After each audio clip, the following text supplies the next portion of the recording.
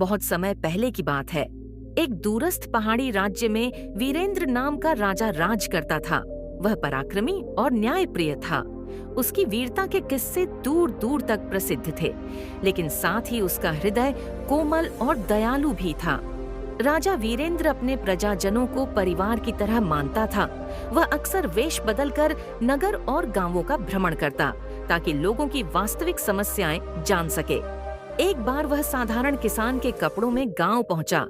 वहां उसने देखा कि एक बूढ़ा किसान थका हुआ टूटे हल से खेत जोत रहा है। हल पुराना और जर्जर था, जिससे बैल भी बार बार रुक जाते थे। राजा ने पास जाकर किसान से पूछा, बाबा, इतना टूटा हुआ हल क्यों चला रहे हो? नया क्यों नहीं बनवाते? किसान बोला, बेटा, गरीबी ने घेर रखा है, पैसे नहीं है, फसल खराब हो गई है, कर्ज चढ़ा है, अब पेट पालना ही मुश्किल है, नया हल कहाँ से लाऊं? यह सुनकर राजा का हृदय पिघल गया।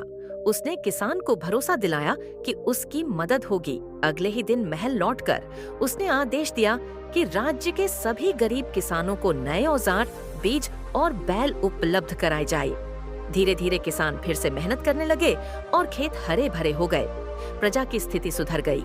लोग राजा की दयालुता को याद करके उसे जनता का पिता कहने लगे। लेकिन राजा की दया यहीं तक सीमित नहीं थी। एक बार उसके दरबार में एक चोर पकड़ा गया। सैनिकों ने कहा कि उसे कठोर दंड मिलना चाहिए, पर राजा ने उसकी आंखों में आंसू देखे और पूछा, सच बताओ, चोरी क्यों की?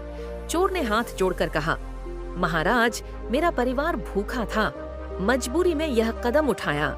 राजा ने दंड देने के बजाय उसे भोजन और काम दिया। धीरे धीरे वह चोर ईमानदार नागरिक बन गया और जीवन भर राजा का आभारी रहा।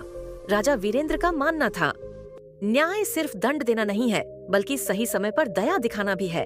राजा वही है जो अपनी प्रजा को अपना मानकर उनकी रक्षा करे।